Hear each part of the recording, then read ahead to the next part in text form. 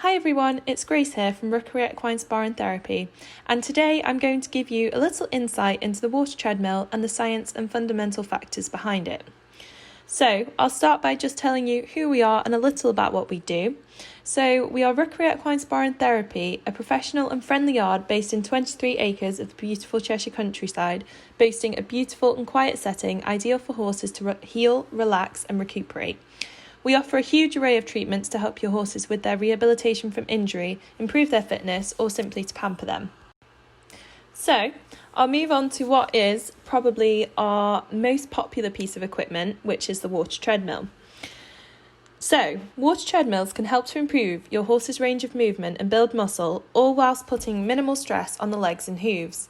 It is a low-intensity workout which makes it suitable for both fit horses and those returning to work after an injury. The water treadmill encourages the horse to sit behind, making them drive with the hind legs whilst taking weight off the front ones.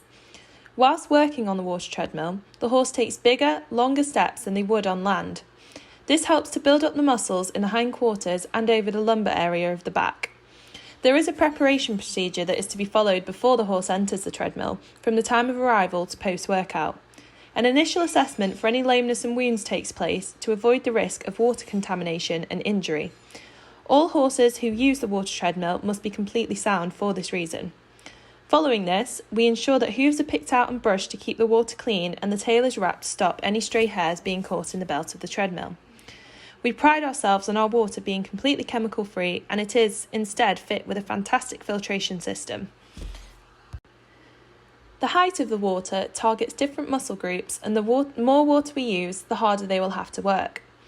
As we raise the water, we slow the belt down, which controls the length of stride and allows the horse to find his own natural swing and balance. You do not need a lot of water to feel the benefit, and you need to read the horse and decide how well he is working to adjust each session accordingly. A study by W. Jans et al. In 2013 found that upon increasing water depths, there was greater flexion and rotation over the back, and after 10 days of training, the horses displayed better bending of the back when assessed. In general, aqua treadmills are better than swimming, as when a horse swims, he lifts his neck and nose to stay out of the water, so the shape of his back is inverted, thus putting more strain on the back. On the water treadmill, the horse predominantly works in a round outline and lifts their stomachs. When a horse lifts his stomach, he engages his core and the hindquarters begin to work. The front lightens and gets the horse off the forehand, the frame which is desired when riding. Studies have been conducted into the benefit of water treadmills in terms of VO2 capacity and fitness levels. A study by Greco Otto et al. In 2017 found in a study conducted on unfit racehorses that horses exercised on the water treadmill daily for 20 minutes over an 18-day period found a 16% increase in their VO2 capacity and a 17.4% increase in average speed compared to baseline measures, thus concluding that water treadmills, even when used short-term, can reap huge benefits, particularly in performance horses. It was thought that adding water treadmill training protocols to the training of horses may have a beneficial conditioning effect whilst minimising concussive forces. The nature of water treadmills is to provide low concussion resistance and cardiovascular training. The buoyancy of the water reduces weight-bearing stress on the joints and tissue structures, allowing an increased range of motion, whilst at the same time the high resistance, which is 12 times more resistance than air, leads to increased muscle capacity and enhances neuromuscular control.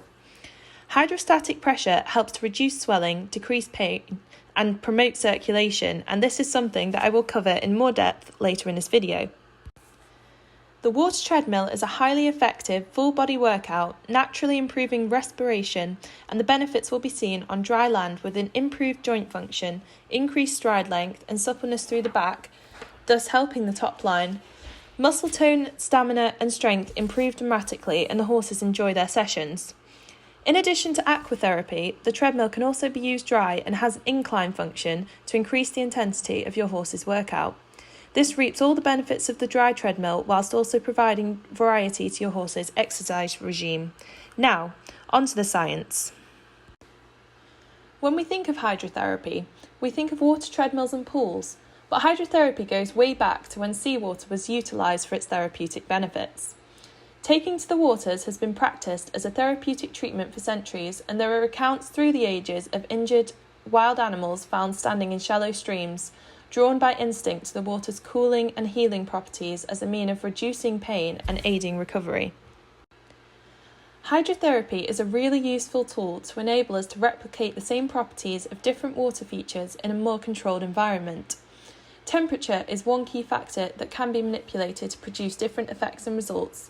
Water type can vary in concentration from salt to fresh water, and water depth is a key variable in changing the intensity of the treatment or workout. So, what is hydrostatic pressure? The definition of hydrostatic pressure is a fluid at equilibrium at a given point within the fluid due to the force of gravity. Hydrostatic pressure increases in proportion to depth measured from the surface because of the increasing weight of a fluid exerting downward force from above. So, a great property of hydrostatic pressure is that it creates 3D pressure. The force of hydrostatic pressure comes in all directions. This is important, particularly in hydrotherapy, because of the support it provides on all surface areas of a submerged body part. A real-life example of hydrostatic pressure is someone scuba diving or snorkeling. If you have ever taken part in either one of these activities, you have undoubtedly noticed that the deeper you go underwater, the greater the pressure you feel in your ears. That is hydrostatic pressure. So, I'm going to move on to some key points of this. Hydrostatic pressure reduces swelling and acts as a compression device. We know that the deeper you go in water, the more pressure your body experiences. So, hydrostatic pressure acts much like the stockings you would wear in a hospital after surgery, but actually exerts more pressure. It can also help to dull the nerve endings to reduce pain. Hydrostatic pressure applies constant resistance to the body, which continually signals the nerve endings. The nervous system responds by automatically dulling the reticular system, which is responsible for tactile sensory neurons, aka the feeling of touch. As a result, this dulls muscle pain, making it easier to move, work out and/or stretch. An additional point is that hydrostatic pressure increases circulation, reduces lactic acid and promotes detoxification. It assists venous return to help deoxygenated blood cells return back to the heart and lungs to pick up more oxygen. When oxygenated blood cells return to working muscles, they work more efficiently. So, what is the link between hydrostatic pressure and lactic acid? When muscles perform strenuously, lactate is produced and is released into the surrounding muscle that is being activated. Increasing circulation and blood flow helps clean and filter away the lactic acid from the working muscle, thus preventing lactate from creating an acidic environment.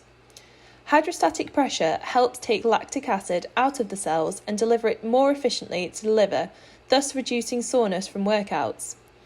It helps move the blood back to the main organs by applying pressure to distal parts of the body, which are parts further away from the heart. The improved circulation increases detoxification in the blood. In summary, an increase in circulation assists oxygen to the working muscle and helps keep cellular waste low by bringing the waste to the proper places to detoxify the blood. So now that we know about hydrostatic pressure, we're going to move on to buoyancy. As per Archimedes' principle of buoyancy, a body immersed in liquid experiences an upward force equal to the weight of the displaced liquid. This is why the body feels less weight in water than on land. The buoyancy of the water can assist or resist with the exercises of the extremities. In addition, changing the speed will either grade or change the exercise differently, i.e. belt speed on a water treadmill. The buoyancy of water reduces weight-bearing stress on the joints and tissue structures, allowing an increased range of movement. Now, we're also going to talk about viscosity. So, viscosity is an internal friction that directly depends on the speed of the liquid. In other words, the higher the speed, the higher the viscosity, and thus, the higher the resistance to the movement. Furthermore, the shape of the object, i.e. the body, also affects viscosity. In the case of a water treadmill, the viscosity is increased with the speed of the treadmill belt.